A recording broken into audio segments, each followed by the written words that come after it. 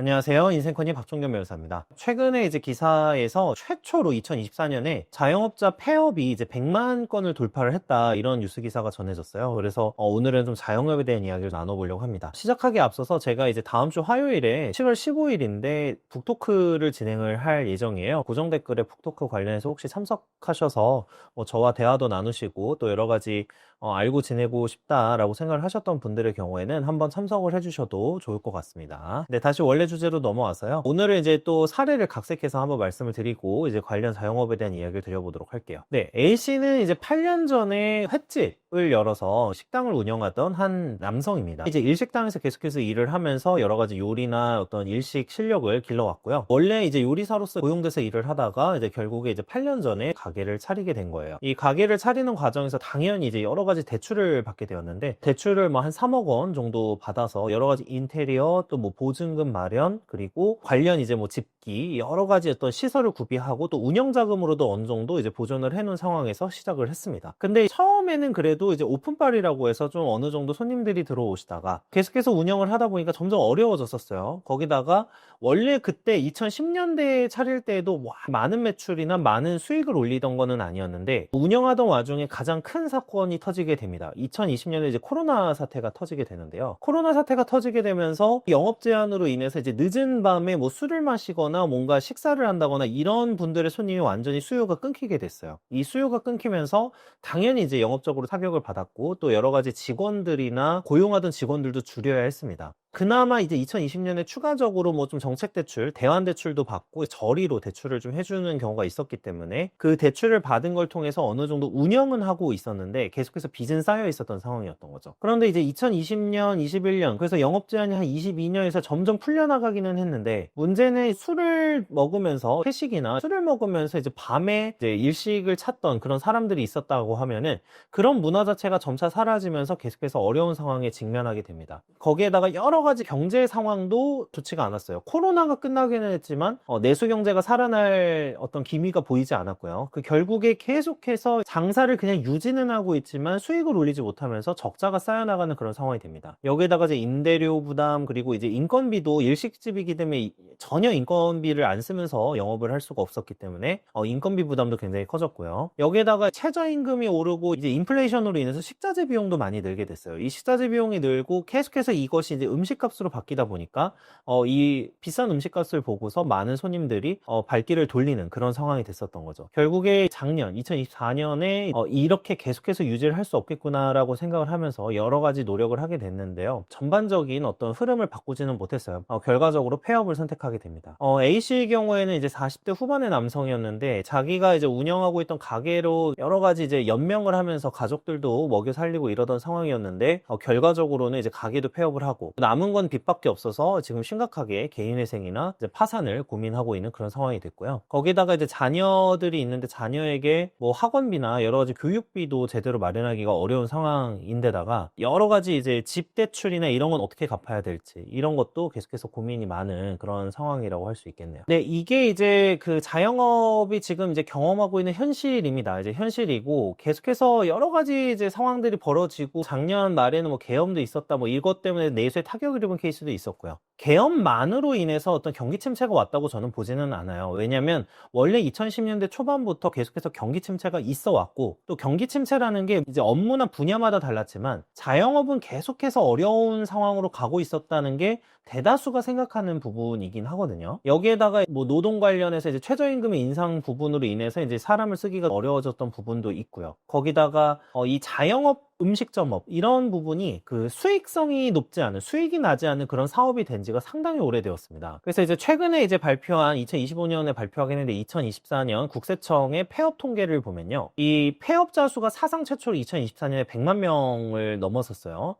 코로나로 영업 제한을 하던 초창기에 이제 2020년 이때 폐업은 89만 5천 건 정도 됐고요. 2021년에는 88만 5천 건, 2022년에는 86만 7천 건이었습니다. 물론 여기에 이제 또 뭐 신규로 창업하신 분도 있고 신규로 이제 여시는 분들도 있으니까 뭐 완전히 이제 다 폐업만 하고 있다 이런 것까지는 아니겠지만, 아니겠지만 코로나 시대 때 이제 좀만 이것만 버티면 좋아지겠지, 이것만 버티면 좋아지겠지라고 하면서 버티던 부분이 실제로 코로나 시기가 끝났음에도 불구하고 내수 침체로 인해서 거의 회복을 하지 못하면서 빚만 쌓여가는 그런 상황이 된 거고, 제가 아시는 지인분도 그런 얘기를 하시더라고요. 이제 음식점을 운영하시는데 코로나 때보다 더 힘들다, 손님이 더 오지 않는다, 이런 얘기도 하세요. 근데 결과적으로 이제 음식점, 카페, 뭐 치킨집, 분식집, 뭐 미용실, 뭐 이런, 미용실은 보통 서비스업인데 이런 영업이 크게 타격을 입게 되었고요.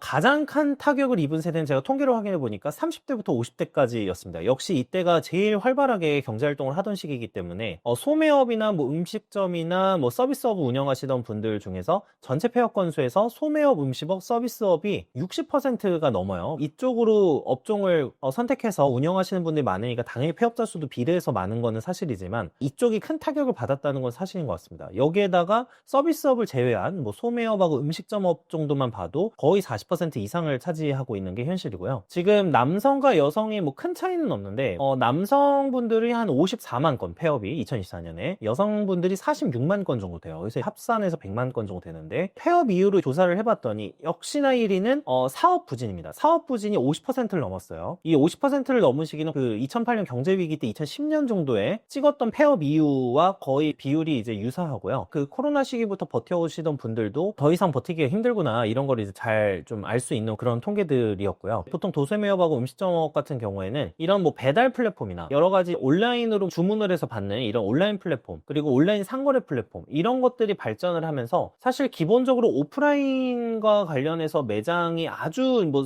높은 성장세를 보이는 경우가 생각보다 많지는 않습니다. 뭐 업종에 따라 다른 부분이 있기는 하겠지만 일반적인 음식점업이나 뭐 치킨집 같은 걸 예로 들면은 매출이 뭐 좋고 많은 이익을 남기는 구조의 사업은 아니었던 거죠. 전반적으로 매출이 부진한 경우가 원래부터 많았고, 이 온라인하고 오프라인을 좀 병행하면서 좀 사업을 하셨던 이런 걸 가능한 사업을 하셨던 분들은 소기의 성과를 좀 거두신 분들이 많다고 생각을 하는데, 오프라인 구조에만 의존을 하셨던 분들의 경우에는 많은 손실과 손해를 좀 감당해야 됐던 그런 상황이 되는 게 아닌가, 이렇게 생각을 하는 거죠. 결국에는 배달 플랫폼이나 거대 플랫폼들에게 이제 입점을 해서 이제 진행을 하는 방식이 될 수밖에 없었는데, 참 슬프지만은 누차 말씀드리지만 일시적인 경기 침체도 물론 영향을 줬겠지만 이제 장기적인 구조 문제라고 보기는 해요. 내수가 점점 이제 쪼그라들 수밖에 없는 구조가 돼 있고, 이제 일시적인 경기 침체로 인한 상황 수준으로 보지는 않습니다. 경기가 살아난다고 하더라도 자영업자분들이 엄청난 어떤 변화가 있지는 않지 않을까라는 게 제 생각이고요. 그래서 이제 이 부분에 대해서 이제 이번 정부에서 소상공인에게 뭐 금융이나 이런 채무 지원, 그러니까 채무 탕감이죠. 채무 탕감을 통해서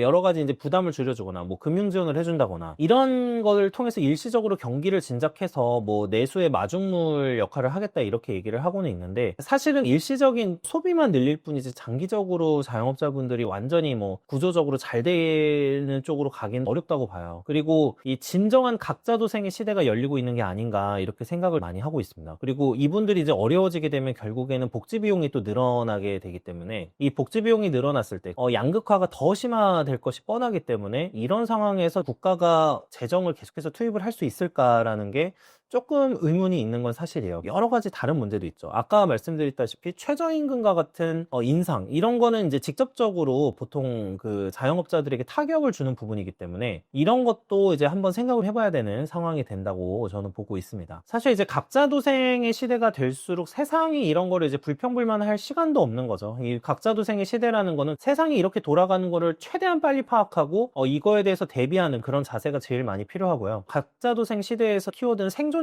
할 수 있겠죠. 내가 돈을 어떻게 모아놓을 것인가, 그리고 생존을 어떻게 준비를 할 것인가. 가령 이제 자영업자분들의 경우에도 내가 뭐 아까 일식집의 예를 들었지만, 내가 일식 분야로 해서 이제 성공하기 힘들다라고 하면은 다른 뭐 마케팅 방법을 써본다든지 다른 방식으로 살아가는 방식에 대해서 고민을 해야 되는 상황이죠. 개인이 어떤 나라의 흐름을 바꿀 수는 없고 전반적인 사회의 흐름을 바꿀 수는 없다고 생각을 해요. 결국에 나라가 잘 되기를 진심으로 바라면서 기다릴 수는 있겠지만 나부터 생존하는 데 있어서 집중을 해야 되는 게 아닌가. 그리고 특히나 지금 한국은 그런 시기가 된 것이 아닌가라고 저는 생각을 합니다. 자신이 몸담고 있는 업종이나 업계에 대해서 객관적으로 판단해보는 훈련이 필요하다고 생각을 하고요. 내가 내가 이 분야가 정말로 성장성이 좋고 정말 좋다고 봐서 이 분야를 계속해서 하고 있는 건지, 아니면 내가 지금 해왔던 것이 이거고 할 수 있는 게 이거밖에 없어서 이걸 하고 있는 것인지에 대해서 진정으로 자신에 대한 자기 객관화를 통해서 많은 고민을 해봐야 되는 시점이라고 정말 생각을 하고 있고요. 자신이 하던 걸 열심히 하는 거는 저는 기본적인 거라고 생각해요. 이것도 못하는 건 말이 안 되고, 이거를 하면서